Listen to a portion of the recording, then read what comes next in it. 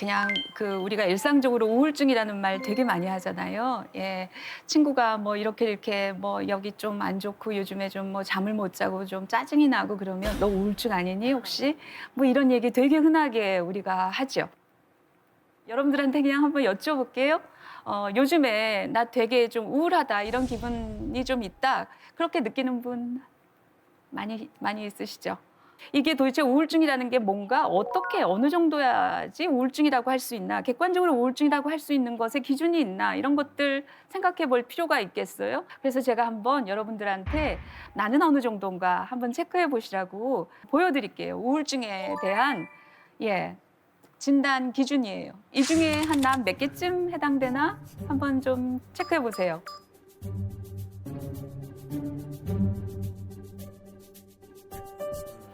한 몇 개쯤?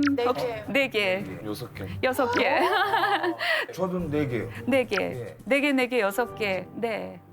저는 한 개 그냥 오늘 좀 일찍 일어났더니 피로가 그럼 잠자면 해결되는 거니까 상관없어요. 네. 어쨌든 뭐 4개, 6개, 뭐 여러분들도 막 이러시네요. 저 6가지 중에 2가지 이상 해당된다 그러면 우울증 진단을 받을 수 있어요. 그럼 저희 5분 그러죠. 중에 한 4분이 벌써 우울증이 그렇죠. 예, 그렇죠. 그게 지금 의학적으로 말하는 우울증의 객관적인 진단이에요. 좀 의아하시죠? 네. 네. 어떤 게 의아하세요? 아니 저는 굉장히 네. 긍정적이고 밝은데 저 2가지가 해당이 되는데 그 꼴랑 2가지 가지고 나를 우울증이라고 단정 짓는 거는 있을 수 없다. 예, 약간 예. 정말 이해할 수 없어요. 저항감이 든다. 살면서 뭐 1-2가지 정도는 저 정도에 느낄 수 있잖아요. 그렇죠. 얼마든지. 그렇죠. 절대 예. 인정할 수가 없어요. 그렇죠. 저기서 말하는 우울증의 진단은 전체적으로 내 모두가 좀 우울하다. 그런 기간이 한 2년 이상 됐다. 이런 전제 위에 저 중에 2가지가 이상이면 우울증이다. 이렇게 말할 수 있는 거예요. 근데 아무리 그래도 좀 억울한 느낌 많이 드시죠? 선생님 저는 예. 지금 이거 말고도 조금 억울한 적이 있었거든요. 네. 언제였냐면 첫째 아이를 낳고 나면 산후우울증 이런 얘기 많이 하잖아요. 그렇죠. 아기를 낳고 나면 예. 말도 안 돼. 나에게 무슨 산후우울증? 이렇게 생각을 했었어요. 그런데 막상 제가 그 귀한 아이를 낳았음에도 불구하고 행복하지만 조금 우울한 감이 들었어요. 예. 그래서 힘들어서 제가 이제 잘 아는 그 정신과 의사 선생님 동생이 있어요. 그리고 그 친구에 전화를 했어요. 전화를 해서 내가 아이 낳고 나서 약간 우울감이 든다. 근데 제 얘기가 끝나기도 전에 무섭게 누나 100% 산후우울증이야. 가서 그 우울증 처방약 받고 먹으면 돼. 이렇게 얘기를 하는데 갑자기 너무 화가 나는 거예요. 그렇죠. 그 얘기를 듣자마자 그때도 굉장히 억울하고 받아들이기가 힘들었어요. 그렇죠. 예. 우울이라는 것은 어떻게 인간한테 생기는 감정이냐면요. 벽을 만났을 때 인간이 느끼는 감정이 우울이에요. 예. 어떤 한계, 넘을 수 없는 벽. 근데 인간이라는 것은요. 하루 24시간 그런 벽에 갇혀서 살아요. 누구나 다 한계를 지니고 있어요. 예. 내가 더 열심히 마음을 더 내면 내 시간이 30시간 되는 거 아니에요. 예, 24시간이라는 한계 있고요. 사람은 뭔가 더 뭘 해보고 싶어도 내 삶이라는 것은 유한해요. 그래서 사실은 모든 인간은 본질적으로 우울할 수밖에 없는 존재예요. 그런 한계와 벽을 끊임없이 느끼는 것이 우리 삶이에요. 그러면 우리가 힘든 경우가 많은데 이 힘든 것을 어떻게 봐야 하는가 예를 하나 들어볼까요? 중학교 2학년 아이였는데요. 아들을 키우는 엄마였어요. 학교에서 우울증 체크리스트로 중증 우울증이 나왔고 얘가 자살 충동이 굉장히 높은 것으로 나왔다는 전화를 받은 거예요. 그래서 이제 전문가를 찾아가라 상담 선생님이 그랬죠. 깜짝 놀라서 이제 전문가를 막 수소문해서 갔어요. 아니나 다를까 엄마 짐작처럼 부부관계가 한 몇 년 동안 굉장히 힘들고 어렵고 다툼이 심했어서 아이한테 관심을 잘 못 가졌던 거죠. 부모의 그런 그 갈등이나 이런 것이 아이의 우울증에 영향이 있었다. 뭐 이런 진단을 받았어요. 그래서 다음에 오라고 예약 날짜를 딱 잡아놨는데 아이가 그다음부터 나 치료 안 받는다고 병원 안 간다 그런 거예요. 근데 이제 가만히 보니까 엄마 눈에 어떤 게 보이냐면 얘가 그 사이에 조금 이상하게 예전보다 좋아졌다는 거예요. 엄마가 음식을 차려주면 엄마가 차려준 음식은 무조건 안 먹었대요. 그랬는데 엄마한테 밥도 차려달라 그러고 해주면 먹고, 그리고 엄마가 옆에 있으면 이렇게 자꾸 와서 이렇게 막 이런 것들이 생겼다는 거예요. 그래서 나중에 이제 그 엄마가 아이랑 이렇게 얘기를 하면서 들었던 얘기를 제가 이제 듣게 됐어요. 그 아이가 이런 얘기를 했대요. 자기가 그때 우울증 검사를 하고 결과를 들으러 엄마랑 같이 간 날 둘이 그 의사 선생님 앞에서 있는데 의사 선생님이 이렇게 얘기를 했을 거 아니에요, 엄마한테. 그때 이 아이가 엄마 눈을 봤나 봐요. 그냥 이렇게 봤는데 엄마 눈동자가 막 떨리면서 눈물이 핑 돌았던 거를 아이가 본 거예요. 그걸 보는 순간 아이가 어떤 마음이 들었냐면, 아, 우리 엄마가 나 때문에 힘들어하는구나. 내가 우리 엄마한테 아무것도 아닌 존재가 아니구나. 이런 느낌을 엄마가 눈물이 핑 도는 순간 그걸 느꼈다는 거예요. 그러면서 그 아이가 굉장히 안심을 했다는 거예요. 아, 내가 아무것도 아닌 존재 아니구나, 이런 마음 때문에 안도한 거죠. 그리고 병원에 왔다 갔다 하면서 그 병원 앞에 돈가스 집이 있었대요. 근데 병원에 갈 때마다 엄마랑 그 돈가스를 먹었나 봐요. 근데 그 돈가스가 너무 맛있었다는 거예요. 그 얘기를 엄마가 나중에 아이한테 들은 거죠. 엄마는 그때는 알 수 없었지만, 얘가 왜 좋아졌는지 알 수 없지만 그러면서 이 아이가 좋아졌던 거죠. 그 얘기를 엄마가 전하면서 진짜 강물처럼 울더라고요, 저한테. 이 아이를 치료한 요소가 그러면 뭔지 한번 살펴봐야 되는 거죠. 그게 뭐였냐면, 엄마 흔들리는 눈동자 안에서 자기 존재를 확인한 거죠. 나도 있어. 우리 엄마가 나를 인지하고 있어. 나를 의식하고 있어. 엄마가 나 때문에 힘들어하고 있어. 그 시선 속에서 자기 존재를 확인한 거죠. 그것이 아이를 그 순간에 끄집어 올린 거죠. 건져낸 것이죠. 그것이 치유의 아주 결정적인 요인이었던 거죠. 예. 우리가 한 인간의 이런 내면, 어떤 한 인간의 그 존재 그 자체에 대한 이런 존재감, 존재를 의식하고 주목하고 이런 것에 대해서 별로 개의치 않고 전문적인 것에만 의지한다는 것도 저는 그런 거 전문적인 치료라고 생각하지 않아요. 예.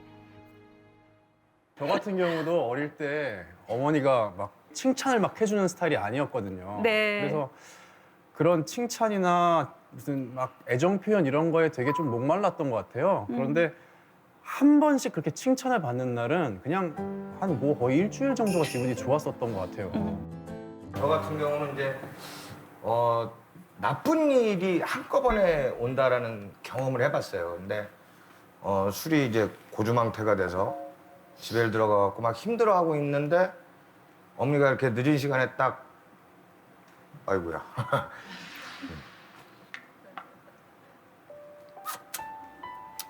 이제 일어나셔서 누룽지를 끓여주시는 거예요. 근데 단무지하고 무말랭이를 이렇게 갑작스럽게 묻혀서 이렇게 주시는 그 밥상을 봤는데, 아, 정말 제가 지금까지 50년 살면서 겪어본 밥상 중에 가장 따뜻한 밥상이 아니었나 싶어요.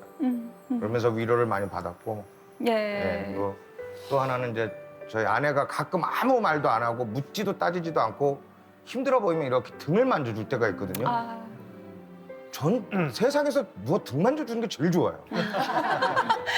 네. 예. 예. 그냥 칭찬을 해주고, 뭐 등을 쓰다듬어주고, 뭐 지금 어떤 밥상, 이것의 핵심이 뭐냐면 저 사람이 나한테 주목을 하고 있고 나를 귀하게 여기고 있다는 거, 그런 느낌이 전달이 돼서, 예, 그런 것이죠. 그냥 칭찬 이렇게 해주면 좋아, 이런 거하고는 조금 다르죠. 존재 자체에 대한 주목. 예, 그게 예, 두 분 얘기가 그런 얘기였던 것 같아요. 일상의 그런 사소함들이 사람 마음에는 결정적인 경우가 굉장히 많죠. 말하자면 공감이고 사람을 치유하는 어떤 결정적인 요인인데, 그것보다도 뭔가 자꾸 심리 검사를 해봐야 되지 않을까요? 예, 상담을 받아봐야 되지 않을까요? 하면서 우리가 길을 잃고 우리 고통이 더 어려움에 빠지고 그런 경우가 훨씬 더 많다는 거죠. 스타들이요, 요즘에 자기 고백을 하면서 공황장애를 고백하는 분들이 많죠. 예, 제가 어떤 한 여배우인데 이렇게 속마음을 얘기하다 그런 얘기를 해요. 한류 스타니까 부와 명예와 영향력이 확 생겼죠. 그러니까 집에서도 엄마도 나한테 함부로 못한대요. 옛날에는 엄마가 등짝 때리면서 야, 맨날 잔소리하고 뭐 너 뭐가 될래 맨날 이랬었대요. 근데 이제 돈을 너무 많이 벌고 집도 내가 사드렸고 뭐 여러 가지 이러다 보니까 어려워하면서 얘기를 못하고 자기 오빠도 자기가 벌은 돈으로 유학을 가 있고 그러니까 오빠도 나를 어려워하고 막 이런 삶에 있는 거죠. 어느 날 이렇게 집에서 TV를 막 돌리다 보는데 자기가 굉장히 아름답게 하면서 나온 드라마가 이렇게 나온 거죠. 그러면서 그런 느낌이 들었대요. 저게 누군가, 저게 난가, 이게 난가. 네, 이런 혼란을 막 이렇게 겪는다는 거죠. 세상 사람만 나를 연예인으로 보는 게 아니라 가족들도 연예인으로 보다가 나중에는 나도 나를 자꾸 연예인으로 스타로 자꾸 인식을 하면서 자기가 자꾸 어디 갔는지 모르게 되는 마지막에 그러면서 굉장한 이렇게 혼돈 속에 빠지고 그러다가 이제 여러 가지로 고통을 겪는 그런 경우를 저는 드물지 않게 봐요. 우리도 어떤 측면에서는 이 스타들의 삶과 다르지 않아요. 타인의 시선, 타인의 기대, 타인의 욕구. 대부분은 그게 부모이기도 하고 내 배우자이기도 하고 또 다른 어떤 것일 수도 있는데 그 기대에 나를 끊임없이 맞추기 위해서 나를 자꾸 지워가는 것이 요즘을 살아가는 우리들의 많은 모습이기도 해요. 그러다 보니까 그 끝에 가서 정말 혼돈스러워지고 모든 것이 다 막 뒤죽박죽인 것 같고 내가 누군가 싶고 불안해지고 이런 일들이 자꾸 반복적으로 나타나는 거죠. 저는 제가 거의 중학생 때부터 이제 좀 집에서 가장 역할을 지금도 이제 물론 가장 네. 역할을 하고 있는데 그래서 저는 어렸을 때부터 좀 버릇이 됐던 게 고민을 잘 얘기를 안 해요.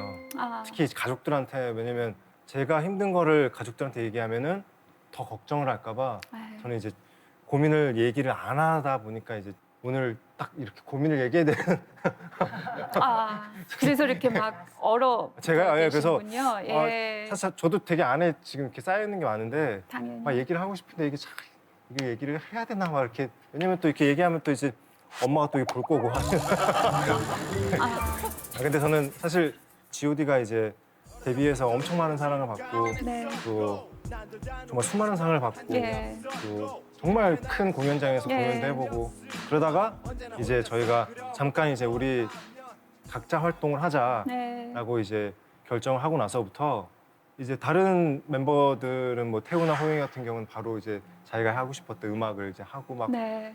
활동하는데 그때 저는 제가 싹 사라진 느낌이 들었어요. 그러니까 내가 G.O.D로 살다가 네. 나로 살래니까 갑자기 어떻게 그렇죠. 살아야 될지 모르는. 항상 밥을 먹어도 5명이 먹고 네. 뭐 일을 해도 5명이 같이 하다가 아하. 뭔가 혼자 뭔가를 하려고 하니까 지금 내가 뭘 해야 될지도 모르겠고 그때 당시에는 그래도 내 개인의 영향력이 그래도 상당히 있었을 네. 때인데도 불구하고 아하. 자신감이 거의 바닥으로 떨어졌던 시기였거든요. 근데 예. 주변에서는 야 지금 뭐 그냥 아무거나 해도 돼. 막 얘기를 그렇게 해도 예. 이게 정말 진심 같지 않게 이렇게 느껴지고 그때 정말 제가 이렇게 갑자기 이렇게 사라진 느낌 네. 들어서 그때 네. 굉장히 좀 네. 많이 힘들었던 기억이 있어요. 예, 그렇죠. 그럴 때 진짜 사라지고 싶고 내가 다 없어져 버릴 것 같고 네. 예, 너무 무기력하고 예, 그러셨을 것 같으네요. 저도 고민 같은 건 절대 나한테 말을 안 하거든요. 근데 이제 어떤 가장- 마음 때문에 그래요? 저도 잘 모르겠어요. 근데 그냥 하고 싶진 않아요. 그래서 약간 저는 이제 일과 평상시에 저는 딱 중간을 두거든요. 김민규는 김민규, 이제 배우 김민규는 김민규 이렇게 두는데 되게 이렇게 화려하잖아요. 보기에는 이게 옷도 입고 이제 메이크업도 하고 헤어도 하고 이렇게 화려하게 꾸미고 나가지만 평상시엔 진짜 페인처럼 생기거든요. 그게 원래 저예요. 잘 안 꾸미고 옷도 편하게 뭐 다 편하게 다니는 게 원래 저기에 그거만큼 제가 친구들을 만나거나 누군가를 만날 때 이 친구들이나 뭐 누군가는 저를 이제 배우 김민규로 보는 거죠. 친구들도 네, 그렇죠. 이게 어렸을 때 그 추억을 없어지고. 그 본지 그 바로 왜 갑자기 이렇게 눈물이 나는지 모르겠는데 그래서 저는 제 공간을 따로 만들어 놓고 제 방에 그곳에서 잘 안 나가요. 그 혼자만의 공간에 있을 때는 마음이 어때요? 굉장히 편해요. 그러니까 나로 있을 때. 예. 그렇죠. 그러니까 딱 제 방에서는 잘 안 나가거든요. 그렇게 되다 보니까 이제 사람도 잘 안 만나게 되고 만나는 사람만 만나는데 그 사람한테도 이제 얘기 못 하겠어. 이 사람을 그러니까 이 사람은 너는 잘 되고 있잖아. 근데 이 사람한테 제 얘기를 할 수는 없는 거죠. 아하. 예. 아하. 예, 그렇죠. 아까 데니안 씨 그랬는데 그때 막 너무 힘들고 흔들리고 정말 자존감이 바닥이라고 했는데 네가 지금 못할 게 뭐가 있어? 너는 스타잖아. 그렇게 유명인이잖아. 예를 들어서 그런 것이 데니안이라는 한 개인에 대한 심리적 폭력이죠. 이 사람은 스타기도 하지만 동시에 아주 연약하고 흔들리고 그리고 그런 개인일 수도 있는 거잖아요. 근데 다워야 한다. 뭐 너는 모름지기 이런 존재다. 예, 뭐 이런 것들은 그 사람 개인에 대한 심리적 폭력이 될 때가 너무 많죠. 그래서 그런 상황에서 나를 지키면서 살 수 있으려면 어떻게 해야 되냐. 저는 연예인 중에 제일 잘 살 수 있는 사람, 건강하게 잘 살 수 있는 사람은 연예인 같지 않은 연예인이라고 생각해요.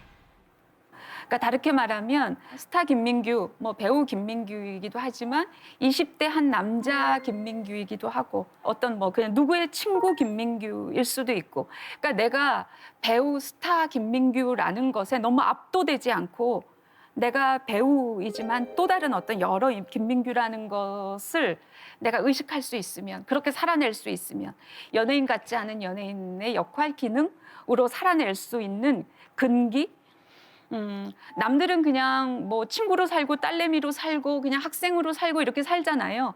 근데 사실은 사람이 금이나 은이나 금덩어리는 없어도 사는데 쌀이 없으면 굶어 죽거든요.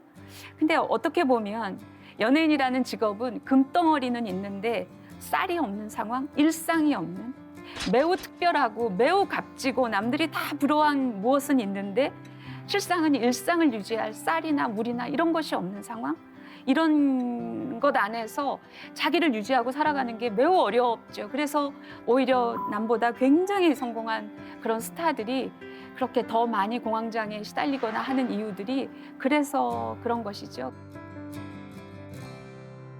선생님, 저는 지금 말씀하신 고민을 한참 하고 있었고 네. 또 연기에 대한 고민이 굉장히 많은 시점이 있었어요. 밖에 일을 하는 배우로서의 삶은 굉장히 가치 있다는 느낌이 드는데 아하.